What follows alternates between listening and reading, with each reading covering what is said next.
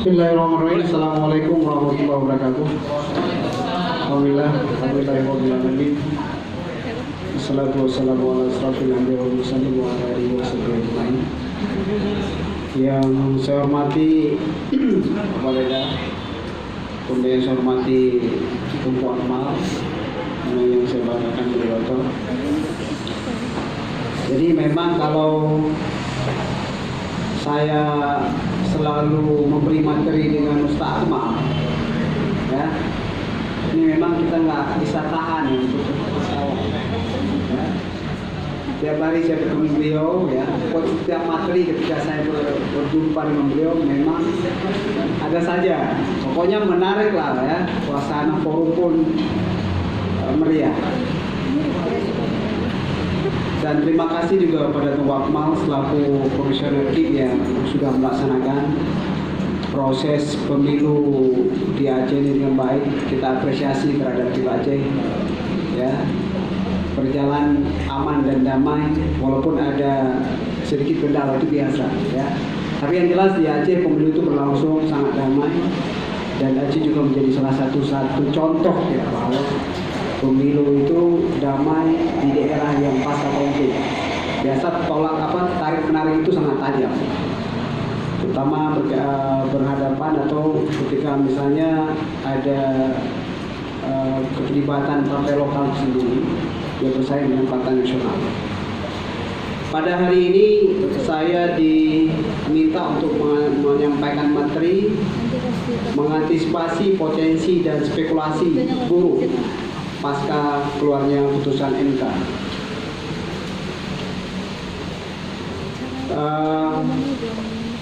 Saya mungkin dalam hari ini tidak mau berangan-angan, tidak mau juga berspekulasi tajam. Ya, nanti ketika spekulasi itu salah juga efeknya fatal. Tapi yang jelas bahwa pemilu serentak tahun 2019 itu menjadi contoh atau model pertama di Indonesia, ya, dilaksanakan secara serentak. Mungkin adik-adik mahasiswa bisa tanya bagaimana rumitnya, ya, kepada Pak Akmal. Dan ini sangat jauh berbeda dengan pemilu-pemilu sebelumnya. Ya, jadi ini menjadi contoh pertama di Indonesia. Walaupun kemudian muncul berbagai wacana, muncul berbagai saran bahwa pemilu serentak itu cukup sekali, jangan dilanjutkan. Tadi Sakmo sudah menyinggung, ada KPPS yang hampir 700 meninggal. Mungkin sebelumnya nggak ada Bang Malik. Itu satu segi, mungkin kecapean. Ya, di TPS saya itu KPPS itu pulangnya sampai jam 4 pagi. Mungkin adik-adik mahasiswa yang terlibat itu merasakan bagaimana misalnya harus mencatat berbagai administrasi ya, sampai 4 pagi. Jadi memang lelah sekali. Jadi sehingga faktor-faktor ini kemudian muncul wacana dari para elit atau analisa politik atau tokoh-tokoh akademisi bahwa cukup sekali. Dan saya pikir dalam pandangan saya memang perlu dievaluasi. Perlu dievaluasi apakah cocok? Kalau cocok lanjutkan, kalau tidak cocok ya buat seperti biasanya. Pisahkan antara Pileg dan Pilpres. Dan saya melihat dalam analisa saya bahwa pemilu 2019 konsentrasi penuh itu ke Pilpres. Ya, jadi Pileg seakan-akan terbiarkan begitu. Lebih konsentrasinya ke Pilpres, termasuk ketua-ketua partai. Akhirnya akibat sibuk mengurus Pilpres, partai sendiri terkuras suaranya, hilang kursinya. Termasuk Yusril, ya. Akhirnya berpikir ke Pilpres, akhirnya partai sendiri nggak dapat kursi. Ada 5 mahasiswa yang saya banggakan. Jadi kalau kita melihat apakah setelah keputusan MK akan munculnya potensi konflik atau akan munculnya dinamika atau ya dinamika politik yang hangat, saya pikir Dalam konteks ini kita bisa melihat pasca kejadian 21 Mei. Saya pikir semua orang belajar dari kasus itu. 21 Mei terjadi demonstrasi yang besar-besaran untuk menggugat keputusan KPU. Efeknya bisa kita lihat dari mana. Apakah bangsa kita, apakah bangsa Indonesia kemudian akan terjerumus dalam hal yang sama? Itu kembali kepada kita semua. Bagi saya bahwa dinamika yang terjadi selama ini itu bahagian dari proses demokrasi. Ya, bahagian dari proses demokrasi. Kalaupun misalnya ada orang yang puas dan ada orang tidak puas, di sanalah nanti dituntut kematangan kita untuk berdemokrasi yang ideal. Mungkin masyarakat kita belum siap. Kita belum bisa mencontohi negara-negara yang sudah maju. Silakan mereka bersaing pada masa kampanye.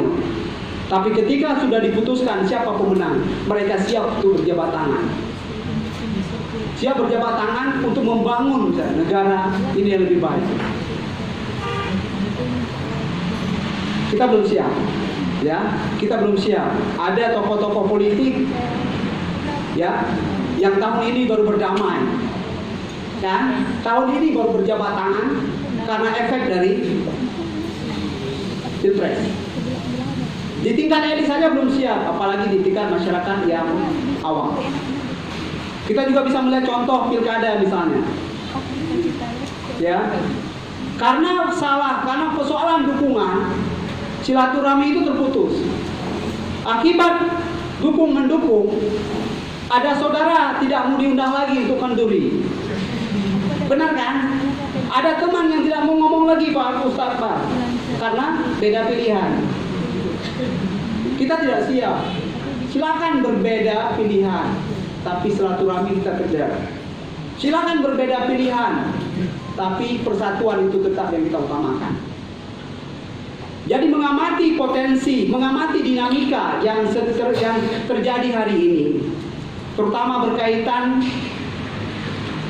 keputusan MK atau sengketa pilpres yang sedang menunggu diputuskan di MK. Ya, bagi saya bahwa dalam konteks ini itu MK itu menjadi pertaruhan. Ya. MK itu suatu lembaga yang dibentuk berdasarkan hasil amandemen dari Undang-Undang 45 untuk menyelesaikan salah satunya sengketa pilkada, termasuk pilpres dan pileg. Itu tugas dari MK. Berdasarkan pengalaman yang sudah ada, maka kenapa saya katakan bahwa ini menjadi pertaruhan. Apakah kepercayaan publik legitimasi MK itu akan kembali bersinar, atau legitimasi MK itu kembali redup? Kenapa saya katakan demikian? Saya pikir adik-adik juga disuguhkan oleh berita-berita, ya. Dari berita-berita misalnya kasus-kasus pilkada, ada beberapa keputusan dari MK yang dianggap bahwa MK tidak menjalankan fungsinya dengan baik, tidak menjalankan fungsinya secara profesional, seperti kasus yang melibatkan Akhil Mukhtar, ya, Akhil Mukhtar, kemudian kasus-kasus korupsi dan lain sebagainya. Ini pengalaman-pengalaman yang ada. Dan saya tetap yakin dan saya tetap percaya sebagaimana dikatakan oleh Ketua MK Dr. Anwar Usman SHMH. Apa kata beliau? Bahwa MK merupakan satu lembaga yang tidak bisa diintervensi oleh siapapun. Ya, disinilah kata-kata Pak Anwar Usman itu harus dibuktikan. Ya, beliau hanya takut kepada Allah. Disinilah dipertaruhkan, sehingga nanti legitimasi MK akan terus bersinar, dan ini memang momennya. Dan saya tidak percaya. Ini kebetulan Bapak Anwar ini ya, teman dari teman saya. Beliau sangat jujur, mudah-mudahan ya, jujur dan ya orang terpercaya. Ya, integritasnya dipercaya. Jadi kita berharap banyak MK akan memutuskan sesuatu hasil sengketa pemilu pilpres serentak ini dengan secara profesional. Ya, jadi tidak nanti juga akan dipertaruhkan apakah MK dalam konteks ini akan membela orang-orang yang mengusulnya. MK diusulkan oleh eksekutif 3 orang, ya kan? Kemudian legislatif 3 orang, kemudian Mahkamah Agung 3 orang.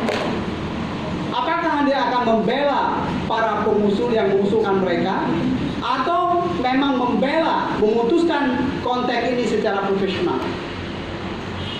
Ketika MK salah dalam memutuskan, nanti juga efeknya adalah elektabilitas MK juga akan jatuh. Legitimasi MK juga akan jatuh dalam pandangan masyarakat. Jadi kita berharap banyak, saya juga berharap banyak, kita semua berharap banyak bahwa pemilu itu adalah proses untuk memilih pemimpin yang berintegritas. Ketika prosesnya itu tidak jujur dan adil, pasti akan melahirkan pemimpin yang tidak berintegritas. Kita tidak mau misalnya lahir pemimpin nanti tidak berintegritas, ya, efeknya juga pada legitimasi rakyat pada pemimpin itu yang terpilih. Jadi kita mau bahwa akan lahirnya pemimpin yang berintegritas yang akan memimpin bangsa ini lebih baik.